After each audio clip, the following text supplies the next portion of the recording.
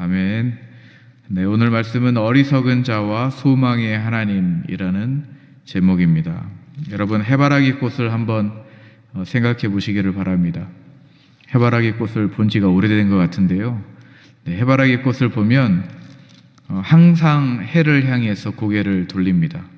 해가 동쪽에서 떠오르면 동쪽을 바라보고 있고, 또 정오가 되면 해가 있는 곳을 또 해바라기가 바라보고 있습니다. 그리고 해가 서쪽으로 지면 해바라기가 서쪽을 바라보고 있습니다. 해바라기를 보면 하나님을 찾는 사람과 같다라는 생각을 합니다. 하나님을 찾는 사람이 하나님이 동쪽에 계시면 동쪽을 바라보고 있고, 하나님이 정오의 중앙에 계시면 우리의 시선도 하나님을 바라보고 있고, 하나님이 서쪽에 계시면 우리도 서쪽을 바라보는 거죠. 해바라기를 보면 하나님을 찾는 사람의 모습이 떠오르기도 합니다. 오늘 53편을 보면 그런데 정반대의 사람들이 나옵니다. 성경에서는 어리석은 자다라고 표현을 합니다. 어리석은 자다. 하나님을 바라보지 않는다는 거죠. 네. 53편을 보면 우리 나중에 한번 돌아가셔서 시편 14편을 한번 읽어보십시오. 시편 14편과 53편이 굉장히 비슷합니다. 닮아 있어요. 14편을 읽고 53편을 읽으면 두 시가 똑같다라는 생각이 들 정도로 아주 비슷합니다. 그런데 조금 다른 면이 있어요. 조금 차이점은 뭐냐면 14편은 여호와라는 명칭을 쓰는데요, 53편은 하나님, 엘로힘이라는 명칭을 씁니다. 이런 차이점은 있습니다. 그리고 좀 더 크게 차이가 나는 부분은 뒷부분입니다. 뒷부분을 가보면 14편은 이스라엘 백성 안에, 이 공동체 안에 불의한 것들에 대해서 포커스를 맞추고 있다면, 오늘 53편 같은 경우에는 이스라엘을 대적하는 외부 세력에 대한 하나님의 심판에 대해서 이야기합니다. 그래서 14편과 53편이 비슷한 것 같지만 약간의 차이점은 있습니다. 14편은 여호와라는 명칭을 썼고, 53편은 하나님이라는 명칭을 썼고, 또 14편은 공동체 내부의 불의한 것들에 대해서 이야기를 한다고 하면, 오늘 53편 같은 경우에는 이스라엘을 대적하는 외부 세력에 대한 하나님의 심판에 대해서 이야기하고 있습니다. 이런 차이점이 있습니다. 53편을 보면 1절부터 3절까지는 이 어리석은 자들의 실체에 대해서 이야기합니다. 1절과 2절과 3절은 어리석은 사람들의 실체에 대해서, 그리고 4절과 5절 말씀은 어리석은 자들의 그 행위와 그리고 그들에게 임할 하나님의 심판에 대해서 4절과 5절에서 말씀하고 있습니다. 그리고 이제 마지막 말씀인 6절 말씀에서는 하나님의 자녀인 이스라엘 공동체가 구원을 얻을 것이다. 이스라엘 백성들이 메시아에 대한 기대와 소망을 갖는 말씀으로 마무리를 합니다. 그러면 우리가 1절부터 한번 살펴보도록 하겠습니다. 1절 한번 같이 읽어볼까요? 1절 시작. 어리석은 자는 그의 마음에 이르기를 하나님이 없다 하도다. 그들은 부패하며 가증한 악을 행하며 선을 행하는 자가 없도다. 여기에 보면 어리석은 자라고 나옵니다. 어리석은 자. 지식적으로 모자른 게 아니고요, 영적으로 결핍되어 있는 겁니다. 영적으로 무지하다라는 것이죠. 제가 대학교 다닐 때에 철학 시간이 있었습니다. 선생님께서 이런 질문을 하셨어요. 하나님이 없다는 것을 증명할 수 있는 사람, 이렇게 질문을 하니까 한 학생이 손을 들고 하나님이 없다, 신이 없다라는 것을 자기가 아는 지식을 가지고 막 이야기하기 시작했습니다. 선생님이 그 이야기를 다 경청을 하신 다음에 다시 한번 그 학생에게 질문을 했습니다. 학생은 이 세상의 모든 지식을 다 갖고 있다라고 생각을 하는가라고 다시 한번 질문을 했습니다. 학생은 제가 가지고 있는 지식이 있지만 모든 것을 다 알 수는 없습니다라고 선생님에게 대답을 했습니다. 그리고 선생님이 다시 그 학생에게 이야기를 했습니다. 그러면 학생이 가지고 있는 그 지식 외에 다른 부분에서 하나님이 계시지 않겠는가라는 선생님의 아주 명쾌한 답변이 있었습니다. 학생은 자기가 알고 있는 지식에서 신이 없다, 하나님이 없다라고 학생이 말을 했지만 선생님이 그 학생에 대해서 논리적으로 반박한 건 뭐냐면, 그러면 학생이 가지고 있는 그 지식 외의 영역에서는 하나님이 계실 수도 있다네 라는 선생님의 아주 명쾌한 강의가 생각났습니다. 그런데 어리석은 사람은 그렇다는 거예요. 하나님이 없는 사람처럼 행동하는 겁니다. 어리석은 자는 마치 천국이 없다라고 말하는 겁니다. 어리석은 자는 마치 최후의 심판도 없다라고 행동하고 말하는 것이죠. 어리석은 자는 영원한 형벌도 없다라고 생각하고 말하는 사람들입니다. 그러면 어리석음의 결과는 무엇이겠습니까? 1절 후반부에 나옵니다. 1절 후반부에 보니까 어리석음의 결과는 뭐냐면 그들은 부패하며 가증한 악을 행하며 선을 행하는 자가 없도다. 하나님을 거부하는 그 결과가 무엇입니까? 부패한다라는 것입니다. 삶이 부패하고, 그리고 이어서 부패할 뿐만이 아니라 선을 행할 의도도, 의지도, 능력도 없다라는 것이죠. 하나님을 거부하면, 하나님이 없다라고 생각하면, 하나님과 멀어지면 결국에는 부패하고 선을 행할 의지도 능력도 없는 사람이 된다. 이것이 성경이 지금 말하고 있는 말씀입니다. C.S. 루이스는 이런 말을 했습니다. 상태가 좋지 않은 달걀로 좋은 오믈렛을 만들 수 없다. 그렇죠? 아주 맛있는 오믈렛을 만들려면 아주 상태가 좋은 달걀을 사용해야 됩니다.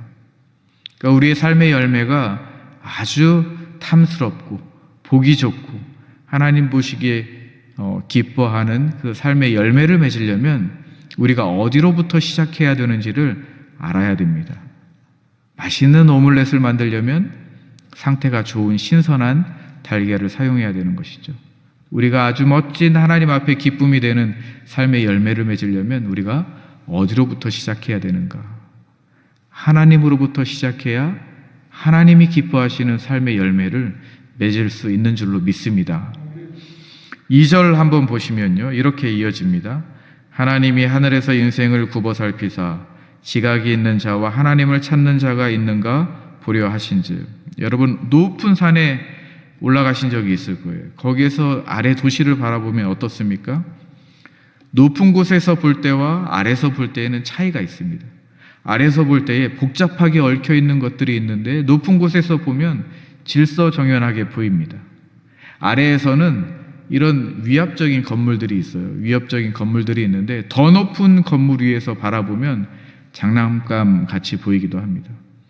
우리가 비행기를 타고 가다 보면 비행기 높은 곳에서 아래를 보면 굉장히 작고 장난감 같고 질서정연하게 모여 있습니다. 그러나 우리가 아래에서 볼 때는 또 그렇지는 않죠. 말씀해 보니까 하나님이 하늘에서 인생을 굽어 살핀다고 하십니다. 하나님이 우리의 삶을 조사하시고 하나님이 하늘에서 우리의 마음을 살펴보시고 하나님이 하늘에서 우리 행동을 감시하시고 하나님이 하늘에서 우리의 마음의 동기가 무엇인지를 하나님이 살펴보시고 평가하신다라고 합니다. 하나님이 하늘에서 인생을 굽어 살피신다라고 이야기합니다. 히브리서 4장 13절에 이런 말씀이 있습니다. 지으신 모든 것이 하나님 앞에 나타나지 않음이 없다. 창조된 모든 것들이 하나님 앞에서는 다 드러나게 된다라는 것이죠. 하늘에서 하나님이 볼 때에는 우리의 모든 것이 다 보인다라는 말씀입니다. 어리석은 모습, 지혜로운 모습, 악을 행하는 모습, 선을 행하는 모습, 우리가 의지를 갖고 있는 모습, 의지가 없는 모습, 선한 동기를 가지고 있는 모습, 나쁜 악의를 갖고 있는 그 모습들 하나님이 하늘에서 굽어 살피신다라는 것이죠. 그런데 말씀을 보니까 하나님이 찾고 있는 것이 있어요. 무엇을 찾고 있습니까? 2절 말씀 보시면 하나님이 하늘에서 인생을 굽어 살피사 무엇을 살피고 있습니까? 지각이 있는 자와 하나님을 찾는 자가 있는가 없는가 살펴보고 있습니다. 지각이 있다, 이해가 있다, 이해력이 있는가, 파악하고 있는가, 영적인 통찰력이 있는가, 하나님과 하나님의 일을 함께 하고 있는가, 하나님이 하늘에서 그것들을 살펴보고 계신다라는 것입니다. 그런데 그 결과가 3절에 나와 있습니다. 3절 말씀 한번 같이 읽어보겠습니다. 시작. 각기 물러가 함께 더러운 자가 되고 선을 행하는 자 없으니 한 사람도 없도다. 하나님이 하늘에서 인류를 살펴보니까, 사람들을 살펴보니까 지각이 있는지 없는지, 하나님을 찾고 있는지 없는지를 살펴보니까 3절 말씀에 뭐라고 하고 있습니까? 없다. 존재하지 않는다라고 성경은 이야기합니다. 히브리어 N이라는 단어가 반복되는데요. N이라는 것은 없다라는 것입니다. 없다. 찾아보니까 없다. 그래서 사도 바울이 이 말씀을 가지고 로마서 3장 10절에서 12절 말씀에 이렇게 인용을 했습니다. 의인은 없나니 하나도 없으며 선을 행하는 자는 없나니 하나도 없도다. 없다라는 거예요. 여러분, 그러면 의로우신 하나님 앞에 우리가 가까이 가는 수밖에 없습니다. 우리는 없어요. 가지고 있는 게 없습니다. 선할 능력도 없고 의를 행할 능력도 없고, 그런데 하나님은 의로우시고 하나님은 선을 행할 능력이 있으십니다. 그러면 우리가 없다고 하면 가지고 계시는 하나님께 딱 붙어 있어야 되는 것이, 그것이 맞는 것입니다. 그것이 지혜로운 것이죠. 그런데 어리석은 자들을 보니까 하나님과 멀리 떨어져 있어요. 가진 것이 없는데도 하나님을 신뢰하지 않고 선한 능력이 없는데도 하나님을 찾지 않습니다. 그것이 바로 어리석은 자들의 모습이라는 것이죠. 여러분, 등산을 해보면 그렇습니다. 등산을 하다 보면 길을 잃을 때가 있어요. 이 길로 가야 되나, 이 길로 가야 되나, 어느 길이 좋을지 방향을 잃어버릴 때가 있습니다. 그때는 전문가의 조언을 들어야 되죠. 도움을 받아야 됩니다. 도움을 받아야 잃어버린 길을 빨리 찾아갈 수 있습니다. 그리고 도착 시간 안에 갈 수 있는 것이죠. 그런데 어리석은 자는 무엇이냐면 내가 방향을 잃어버렸는데도 도움을 구하지 않는 거예요. 내가 잘 알지 못하는데 내가 알아서 하겠다라고 고집 부리는 겁니다. 내가 해보겠다. 내가 고집 부리는 거죠. 내가 한번 해보겠다. 내가 할 수 있다. 어떻게 됩니까? 제 시간 안에 도착하지 못합니다. 결국에는 구조대가 와서 구해줘야 되는 것이죠. 어리석은 자들의 모습은 이런 모습입니다. 내가 알아서 하겠다. 내가 해보겠다. 고집 부리는 겁니다. 그런데 할 수 있는 능력이 없어요. 그때는 어떻게 해야 됩니까? 능력을 가진 사람의 도움을 받아야 되는 것입니다. 누구의 도움을 받으시겠습니까? 의로우신 하나님, 선을 행하시는 하나님, 자비로우신 하나님, 긍휼을 베푸시는 하나님, 사랑이 많으신 하나님. 우리는 하나님을 의지하고 신뢰하고 그리고 하나님의 도움을 받는 것이 우리에게 가장 큰 복인 줄로 믿습니다. 4절 말씀을 이어서 보면 어리석은 자들의 행동에 대해서 더 적나라하게 성경은 고발하고 있습니다. 4절 말씀을 보면 우리 함께 읽어보겠습니다. 시작.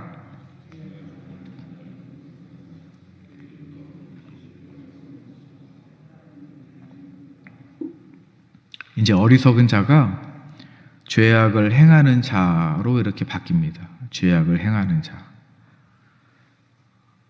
거짓의 삶을 살아가고 있고 우상 숭배하고 불의를 행하고 죄를 가진 사람들, 어리석은 사람들은 결국에는 죄악을 행하는 사람들이라고 하는데요. 어떤 죄악을 행하고 있습니까? 떡 먹듯이 내 백성을 먹는다라는 표현을 합니다. 굉장히 무시무시한 말입니다. 네.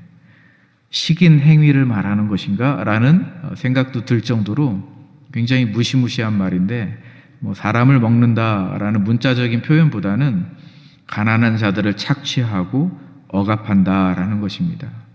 어리석은 자들은 결국에는 죄악을 행하는데 사람들을 착취하고 억압하고 괴롭게 하고 그런다는 것입니다. 그런데 오늘날 우리 사회도 이런 모습들이 참 많이 있습니다. 큰 기업들이 작은 가게들을 먹어치우는 모습, 가난한 이들의 노동력을 착취하는 모습, 약한 자들의 권리를 무시하는 모습, 이런 것들이 바로 성경에서 이야기하는 그 표현입니다. 떡 먹듯이 사람들을 먹어대는 우리 사회, 악한 사람들, 이러한 모습들이 바로 성경의 모습들입니다. 그런데 그 원인이 무엇입니까? 말씀을 보니까 그렇죠. 그들이 떡 먹듯이 내 백성을 먹으면서 하나님을 부르지 아니하는도다. 원인이 뭐냐면 하나님을 부르지 않는 것이 원인입니다. 하나님과 떨어져 있는 사람들이에요. 자기들이 가진 것이 아무것도 없으면서, 능력도 없으면서, 힘도 없으면서 부패하고 죄악만 가득해 하는데 하나님을 부르지 않는 사람들이 바로 이러한 행위를 한다라는 것입니다. 내 방식대로 살려고 하고, 내가 원하는 대로 살려고 하고, 내 경험대로, 내가 아는 대로 살아가려고 하는 것이죠. 이런 어리석은 사람들이 죄악을 행하고 결국에는 그 죄의 악 때문에 주변에 있는 사람들이 괴롭고 힘들고 억압되고 착취를 당하는 그러한 삶의 아주 어두운 모습들을 지금 성경이 고발하고 있는 것입니다. 그런데 그 원인이 뭐예요? 근본적인 원인은 뭐냐면 하나님과 멀어져 있기 때문입니다. 하나님을 찾지 않기 때문입니다. 하나님을 부르지 않기 때문입니다. 하나님의 도움을 받지 않기 때문이죠. 하나님을 신뢰하지 않기 때문에 이러한 모습들이 드러나고 있는 것입니다. 그런데 5절 말씀에 보니까 이러한 사람들에 대해서 하나님이 심판하시겠다라고 합니다. 5절 말씀 보시죠. 그들이 두려움이 없는 곳에서 크게 두려워하였으니 너를 대항하여 진친 그들의 뼈를 하나님이 흩으심이라. 하나님이 그들을 버리셨으므로 내가 그들에게 수치를 당하게 하였도다. 심판하시는데요. 두려움이 없는 곳에서 크게 두려워하겠다. 어리석은 자들, 죄악을 행하는 자들, 그 사람들이 여기는 안전하겠지라고 생각할 때에 하나님이 번개같이 그곳에 심판을 하시겠다라는 것입니다. 안전하게 생각하는 그곳에서 두려워 떨게 만드시겠다라는 것입니다. 이제는 죄를 행하고 경찰차만 지나가도 가슴 떨리게 만들겠다라는 것입니다. 극도로 공포를 갖게 하겠다라는 것입니다. 그것이 하나님의 심판입니다. 어리석은 자들, 죄악을 행하는 자들, 하나님을 부르지 않는 자들에게는 이러한 두려운 심판이 있겠다라는 것이죠. 더 무서운 심판은 뭐냐면 뼈를 흩트겠다라는 것입니다. 고대 이 시대에 전쟁을 하면서 전쟁에 패배했을 때에 뼈가 매장되지 않고 뼈가 흩어져 널브러져 있는 것은 이 문화에서는 굉장한 수치고 명예가 완전히 바닥에 떨어지는 것입니다. 굴욕적인 것입니다. 그 굴욕을 주겠다라는 것입니다. 여러분, 이 이미지를 보면 우리가 떠오르는 성경 부분이 있는데 에스겔 37장입니다. 에스겔의 환상을 보면 뼈가 흩어져 있었을 때에 하나님이 그 뼈들을 다시 모으셨어요. 거기에 힘줄을 붙이시고 살을 오르게 하시고 살 위에 살갗을 붙이셨습니다. 그리고 생기를 넣어주셨죠. 하나님의 자녀들에게 그러한 소망의 메시지를 주셨습니다. 그런데 이 모습을 보니까, 심판받는 자들의 모습을 보니까 뼈가 흩어져 있게 하겠다. 수치스럽고 최대의 굴욕을 안겨주겠다라는 것입니다. 우리가 무엇을 알 수 있습니까? 어리석은 자들, 하나님을 부르지 않는 자들에게는 이러한 두려운 심판이 있겠다라는 것입니다. 그러나 반대로 지혜로운 자들, 선을 행하는 자들, 하나님을 부르고 하나님을 신뢰하고 하나님을 의지하고 하나님과 함께 늘 동행하는 사람들에게는 6절과 같은 말씀이 있겠다라고 이야기합니다. 6절 말씀입니다. 우리 함께 같이 읽어보겠습니다. 시작. 시온에서 이스라엘을 구원하여 줄 자 누구인가? 하나님이 자기 백성의 포로된 것을 돌이키실 때에 야곱이 즐거워하며 이스라엘이 기뻐하리로다.